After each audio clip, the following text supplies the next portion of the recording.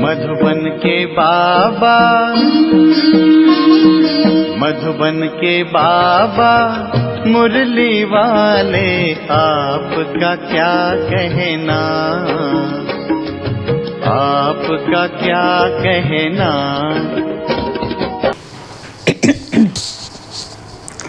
ओम शांति। आज 8 अप्रैल 2024 के साकार मधुर महावाक्य हैं। आज मीठे मीठे बाप दादा बोले, मीठे बच्चे, इन आँखों से जो कुछ देखते हो वो सब खत्म हो जाना है, इसलिए इससे बेहद का वैराग्य। बाप तुम्हारे लिए नई दुनिया बना रहे हैं। बाबा ने कहा, मीठे बच्चे, इन आँखों से जो कुछ देखते हो ये सब खत्म हो जाना है, इसलिए इससे बेहद का वैराग्य। बाप तुम्हारे लिए नई दुनिया बना रहे हैं। बाबा ने आज प्रश्न पूछा कि तुम बच्चों की साइलेंस में कौन सा रहस्य समाया हुआ है। तो उत्तर में बाबा ने समझाया कि जब तुम साइलेंस में बैठते हो तो शांति धाम को याद करते हो। तुम जानते हो साइलेंस माना जीते जी मरना। यहाँ बाप तुम्हें सद्गुरु के रूप में साइलेंस रहना सिखलाते हैं। तुम साइलेंस में रह अपने विकर्मों को दग्ध करते हो। तुम्हें ज्ञान है कि अब घर जाना है। दूसरे सत्संगों में शांति में बैठते हैं, लेकिन उन्हें शांति धाम का ज्ञान नहीं है। ओम शांति। मीठे मीठे सिकिलदे रूहानी बच्चों प्रति शिव बाबा बोल रहे हैं। गीता में है श्री कृष्ण बोले, लेकिन है शिव बाबा बोले। श्री कृष्ण को बाबा नहीं कह सकते।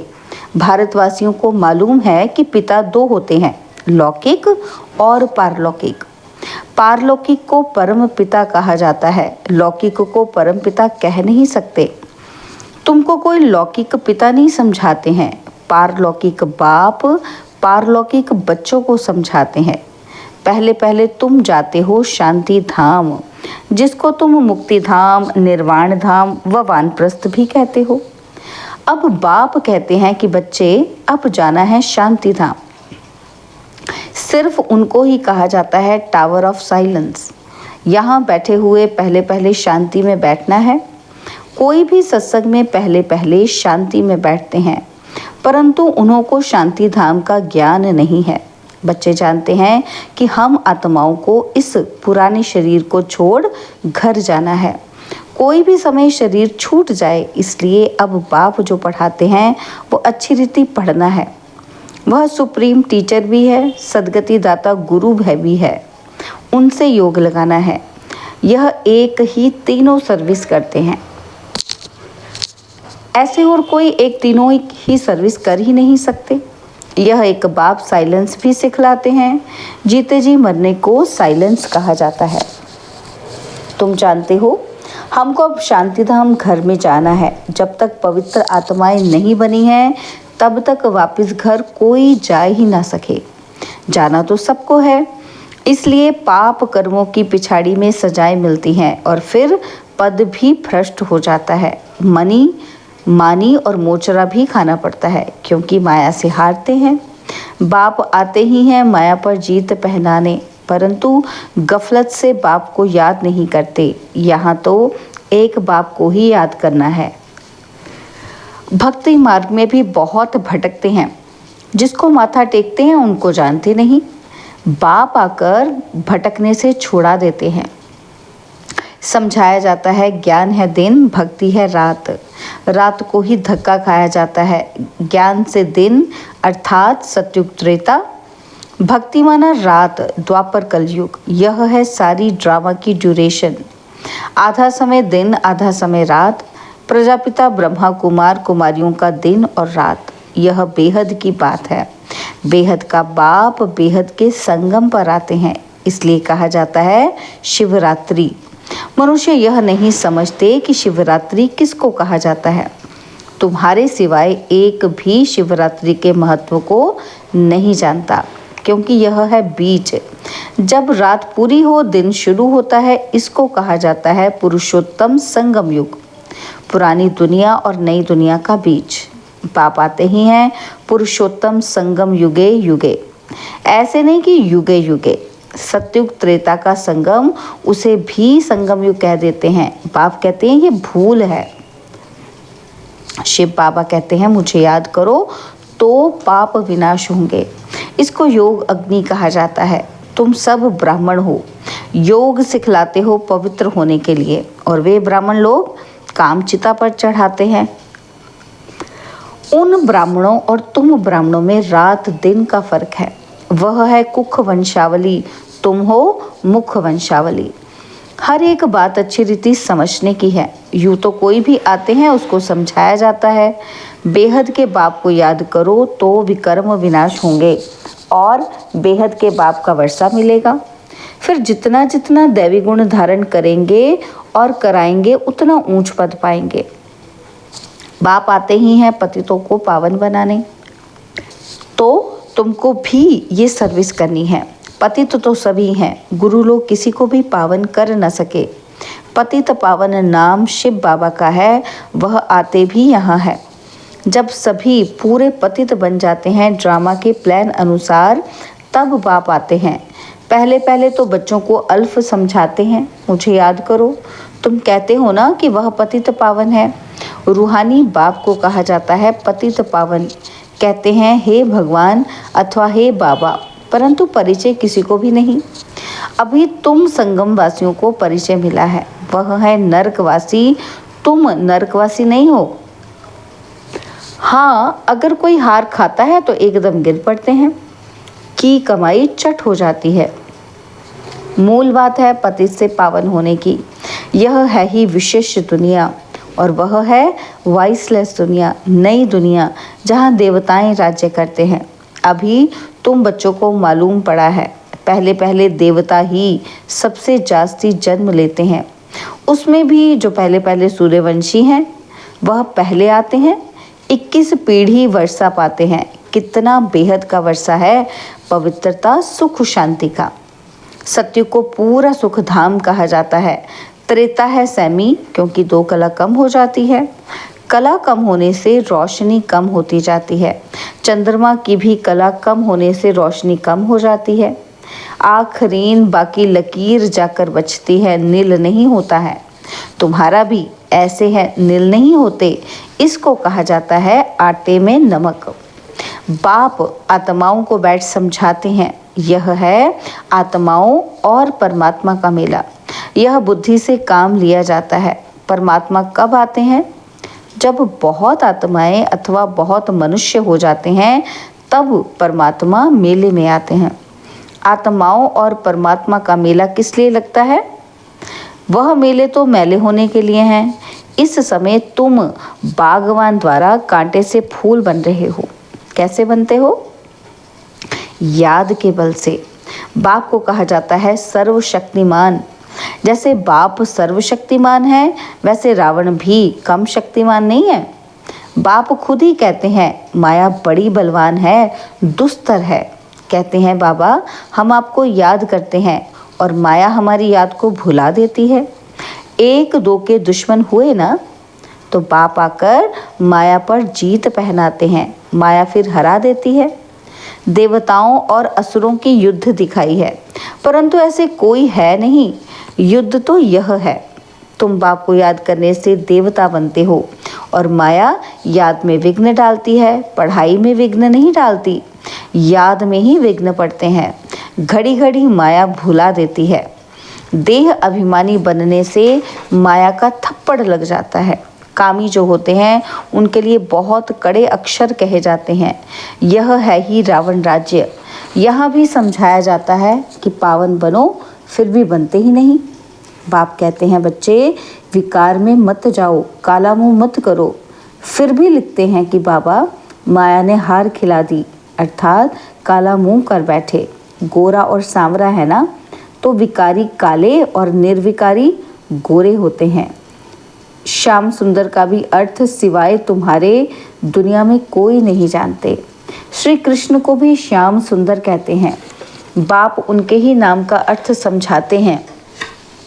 स्वर्ग का फर्स्ट नंबर प्रिंस था। सुंदरता में नंबर 1 यह पास होता है, और फिर पुनर्जन्म लेते लेते नीचे उतरते उतरते काले बन जाते हैं। तो नाम रखा है श्याम सुंदर। यह अर्थ भी बाप समझाते हैं। शिव बाबा तो है ही एवर सुंदर, वह आकर तुम बच्चों को सुंदर बनाते हैं। पतित काले पावन सुंदर होते हैं, नेचुरल ब्यूटी रहती है। तुम बच्चे आए हो कि हम स्वर्ग का मालिक बने। गायन भी है शिव भगवानुवाच, माताएं स्वर्ग का द्वार खोलती हैं, इसलिए वंदे मातरम गाया जाता है। वंदे मातरम तो अंडरस्टूड पिता भी है। तो बाप माताओं की महिमा को बढ़ाते हैं। पहले लक्ष्मी, पीछे नारायण, और यहाँ फिर पहले मिस्टर, पीछे मिसेस। ड्रामा का राज ऐसा बना हुआ है। बाप रचयिता पहले अपना परिचय देते हैं। एक है हद का लौकिक बाप और दूसरा है बेहद का पारलौकिक बाप। बेहद के बाप को याद करते हैं क्योंकि उनसे बेहद का वर्षा मिलता है। हद का वर्षा मिलते हुए भी बेहद के बाप को याद करते हैं। बाबा आप आएंगे तो हम और संग तोड़ एक आपसे ही जोड़ेंगे। ये किसने कहा? आत्मा ने। आत्मा ही इन ऑर्गन्स द्वारा पार्ट बजाती है। हर एक आत्मा जैसे जैसे कर्म करती है ऐसे ऐसे जन्म लेती हैं। साहूकार गरीब बनते हैं, कर्म है ना। तो ये लक्ष्मी नारायण विश्व के मालिक हैं। इन्होंने क्या किया यह तो तुम जानते हो और तुम ही समझा सकते हो। बाप कहते हैं इन आँखों से तुम जो कुछ भी देखते हो उससे वैराग्य, यह तो सब खत्म हो जाना है। नया मकान बनाते हैं तो फिर पुराने से वैराग्य हो जाता है। बच्चे कहेंगे बाबा ने नया मकान बनाया है, हम उसमें जाएंगे। यह पुराना मकान तो टूट फूट जाएगा। यह है बेहद की बात। बच्चे जानते हैं बाप आया हुआ है स्वर्ग की स्थापना करने। यह पुरानी छीछी दुनिया है। तुम बच्चे अभी त्रिमूर्ति शिव के आगे बैठे हो। तुम विजय पहनते हो। वास्तव में तुम्हारा यह त्रिमूर्ति कोट ऑफ आर्म्स है। तुम ब्राह्मणों का यह कुल सबसे ऊंचा है, चोटी है। यह राजाई स्थापन हो रही है। इस कोट ऑफ आर्म्स को तुम ब्राह्मण ही जानते हो। शिव बाबा हमको ब्रह्मा द्वारा पढ़ाते हैं देवी देवता बनाने के लिए। विनाश तो होना ही है। दुनिया तमो प्रधान बनती है तो नेचुरल कैलेमिटीज भी मदद करती हैं। बुद्धि से कितनी साइंस निकालते रहते हैं। पेट से कोई मूसल नहीं निकले हैं, यह साइंस निकली है जिससे सारे कुल को खत्म कर देते हैं। बच्चों को समझाया है ऊंच ते ऊंच है शिव बाबा। पूजा भी करनी चाहिए एक शिव बाबा की और देवताओं की। ब्राह्मणों की पूजा हो नहीं सकती क्योंकि तुम्हारी आत्मा भल पवित्र है लेकिन शरीर तो पवित्र नहीं है, इसलिए पूजन लायक नहीं हो सकते। महिमा लायक हो। जब फिर तुम देवता बनते हो तो आत्मा भी पवित्र, शरीर भी नया पवित्र मिलता है। इस समय तुम महिमा लायक हो। वंदे मातरम गाया जाता है। माताओं की सेना ने क्या किया? माताओं ने ही श्रीमत पर ज्ञान दिया है। माताएं सबको श्रीमत पर ज्ञान देती हैं। माताएं सबको ज्ञान अमृत पिलाती हैं। यथार्थ रीति तुम ही समझते हो। शास्त्रों में तो बहुत कहानियां लिखी हुई हैं, वह बैठकर सुनाते हैं। तुम सत सत करते रहते हो। तुम यह बैठकर सुनाओ तो सत सत कहेंगे। अभी तो तुम सत सत नहीं कहेंगे। मनुष्य तो ऐसे पत्थर बुद्धि हैं जो सत सत कहते रहते हैं। गायन भी है पत्थर बुद्धि और पारस बुद्धि। पारस बुद्धि माना पारसनाथ। नेपाल में कहते हैं पारसनाथ का चित्र है। पारसपुरी का नाथ यह लक्ष्मी नारायण है, उन्हों की डिनाइस्टी है। अब मूल बात है रचयिता और रचना के राज को जानना, जिनके लिए ऋषि मुनि भी नीति नीति करते गए हैं। अभी तुम बाप द्वारा सब कुछ जानते हो, अर्थात आस्तिक बनते हो। माया रावण नास्तिक बनाती है। अच्छा, मीठे मीठे सिकिलदे बच्चों प्रति माता पिता बाप दादा का याद प्यार और गुड मॉर्निंग। रूहानी बाप की रूहानी बच्चों को नमस्ते। हम रूहानी बच्चों की रूहानी बाप दादाजी को दिलवा जान सिकवा प्रेम से नमस्ते। ओम शांति। प्यारे बाबा, मीठे बाबा, मेरे बाबा, शुक्रिया बाबा, शुक्रिया बाबा, शुक्रिया। धारणा के लिए मुख्य सार है, पहला पॉइंट है, सदा स्मृति रहे कि हम ब्रह्मा मुख वंशावली ब्राह्मण हैं। हमारा सबसे ऊंच कुल है, हमें पवित्र बनना और बनाना है, पतित पावन बाप का मददगार बनना है। और सेकंड पॉइंट है, याद में कभी गफलत नहीं करना है। देह अभिमान के कारण ही माया याद में विघ्न डालती है, इसलिए पहले देह अभिमान को छोड़ना है, योग अग्नि द्वारा पाप नाश करने हैं। बाबा ने आज वरदान दिया, साधनों की प्रवृत्ति में रहते कमल फूल समान न्यारे और प्यारे रहने वाले बेहद के वैरागी भव।